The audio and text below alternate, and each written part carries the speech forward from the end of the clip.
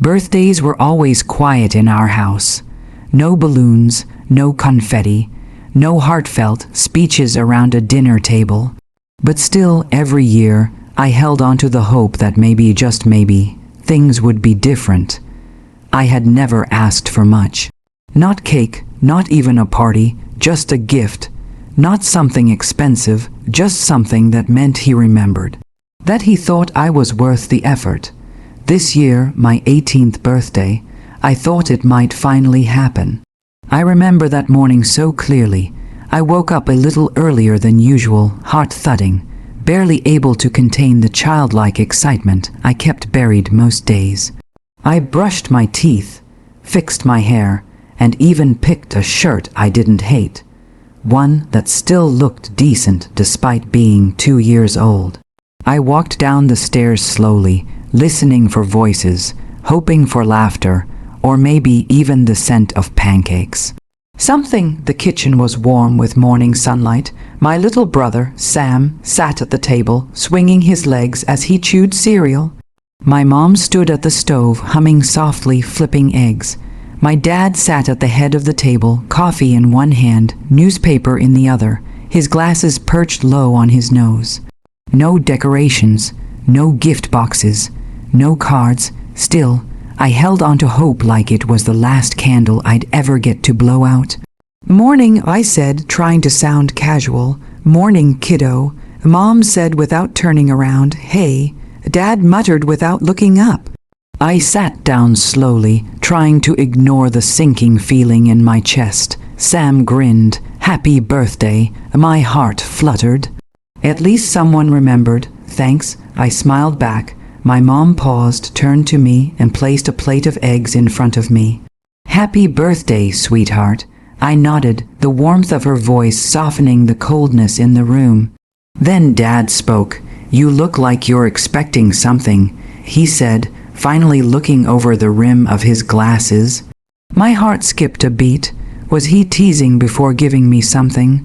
I thought maybe. I trailed off.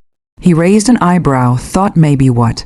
I hesitated. "Just, a little something. It's 18, kinda big." He laughed. Loud, unapologetically. The kind of laugh that makes the air heavier, not lighter. "Oh, come on," he said, slapping his knee. "What do you think this is, a movie? You think turning 18 earns you a car or something?" "I didn't say that," I said quietly, cheeks burning. "Oh, right, sorry," he said, smirking. "Maybe you wanted a new phone or a fancy watch, maybe a party with all your imaginary friends." "Dad," Mom said, turning to him with a sharp look. But he wasn't done. He pointed at me with his coffee mug. "You want a gift? Here's a gift. Life doesn't hand you anything just because it's your birthday. Welcome to adulthood. You earn what you get." My throat tightened. I looked down at my plate, suddenly unable to eat. "Jesus," he muttered, shaking his head. 18 and still thinking the world owes you something. Sam looked down, silent now. Even he knew something was wrong. Mom opened her mouth like she wanted to say something, but didn't. She went back to the stove without another word. I stared at my eggs until they blurred. I wasn't asking for the world.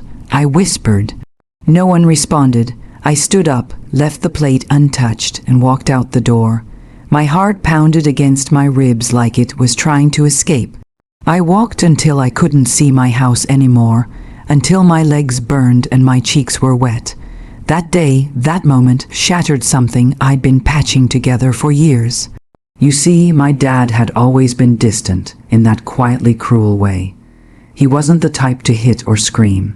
He didn't throw things. He didn't drink. That would have been easier in some twisted way. At least then I'd have something solid to blame. Instead, he dismissed me, always, when I brought home my first straight, a report card in 10th grade. "That's your job. When I won first place at the science fair, wasn't that just a small school event? When I got accepted into the advanced coding program early? Better make sure you don't screw it up." Always deflating, always diminishing. Still, I had clung to the hope that birthdays might be different. That maybe, deep down, he still saw me. But that morning, the way he laughed, the way he mocked me in front of everyone, made it clear he didn't. And maybe he never had. I didn't go back home until after dark. I texted Mom that I was okay, just hanging out with a friend. A lie. I didn't have many friends, not the kind who remembered birthdays. When I returned, the house was quiet. Everyone had gone to bed. A slice of cake, plain vanilla, sat on the counter with a sticky note from Mom. Sorry about this morning. Love you. Happy birthday. I smiled sadly. She always tried, even when he didn't. I took the cake to my room and ate it alone, one bite at a time, letting the sweetness fill a space that had been emptied hours ago. That night, I made a promise to myself. No more waiting for him to see me. No more hoping for the bare minimum. If he couldn't even give me a gift on my birthday, not even a card, not even a good job for making it this far, then I didn't need his validation anymore. I would succeed without it. I would rise in silence, fueled not by revenge, not yet, but by the quiet rage of being forgotten by the one person who was supposed to know me best. I didn't expect an apology. I didn't expect a gift to magically appear, or for my dad to come knocking on my door with some heartfelt speech about being proud of me. But a small part of me still hoped he'd say something, anything, to show he realized how much he hurt me. That part died by the end of the week. He moved on like nothing happened, like his words hadn't shattered something I'd been building for years. I stopped saying good morning. He stopped noticing, and just like that, a quiet, invisible wall rose between us. My mother tried to pretend things were normal. She'd leave little snacks outside my door when I stayed in too long. She'd ask how school was going, even though she already knew. We both tiptoed around it, but silence, I learned, could speak louder than anger. I buried myself in schoolwork. Every night I'd sit at my desk until the sky outside turned purple and my eyes blurred from staring at the screen too long.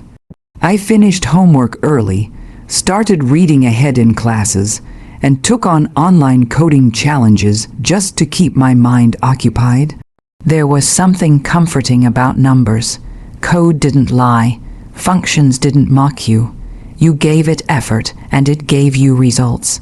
Nothing about it was personal, unlike people, unlike family. I picked up some freelance work, small website fixes, basic app designs, and slowly started building a reputation in a few online communities.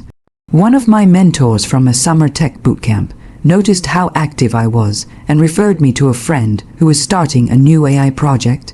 A few weeks later, I was officially on the team, the youngest intern by far, fully remote, fully paid. It wasn't much by some standards, but to me it was everything. I didn't tell my dad, not when I got the internship. Not when my first paycheck came in, not when one of the senior developers sent me a message saying, "You've got serious potential, keep pushing." He didn't ask, so I didn't offer. I began eating meals in my room. At first, it was awkward, then it just became routine. My dad never asked where I was. Never knocked, but sometimes, late at night, I could hear him through the walls, talking to my mom. Low and frustrated. "He's always hiding in that room," he'd mutter, acting like he's too good for this family. Or worse, "I don't know why he's so dramatic. He needs to toughen up. He's not a kid anymore." And each time I heard it, I'd press my headphones tighter over my ears and sink deeper into my work. Let him think I was dramatic. Let him think I was hiding. I wasn't hiding, I was building. One Saturday morning, I came downstairs to get coffee before diving into a new backend project. My dad was in the living room, watching some rerun of a football game. As I passed by, he looked up, like he was surprised to see I still lived there. "You ever plan on talking to anyone again?" he asked. I kept walking. "What? Too good for us now?" I turned slowly, looked at him and said, "I just stopped expecting things from people who make me feel small." He blinked, opened his mouth, closed it again. I walked back upstairs without another word. That was the last real conversation we had for a long time. Despite the silence, my world outside our home was expanding. My name started popping up in developer forums. I was asked to write an article on efficient UI/U X design for a tech blog. People who had no idea who I was, who didn't care where I came from, started noticing my work. And for the first time in my life, I felt seen.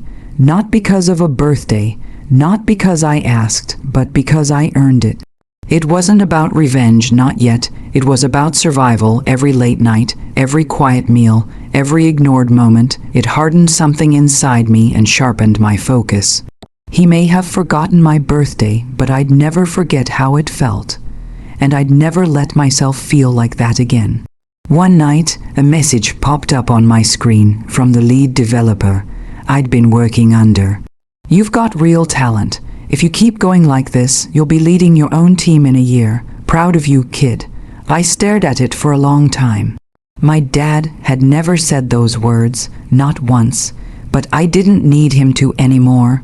I closed the laptop, leaned back in my chair, and for the first time in months, I smiled, not because someone remembered my worth, but because I finally did. At first, they were just fragments of late-night conversations slipping through the walls, hushed voices, my mother's stressed tone, my father's defensive growls. Then came the calls, the kind that ended with slammed phones and muttered curses. I kept my distance, eyes glued to the screen, fingers dancing across the keyboard. But I was listening, always listening. Then one evening, as I was debugging a client's app interface, I heard it, the sound of something breaking downstairs. A glass maybe, followed by silence so sharp it made me pause mid-line of code. I opened my door and crept to the top of the stairs.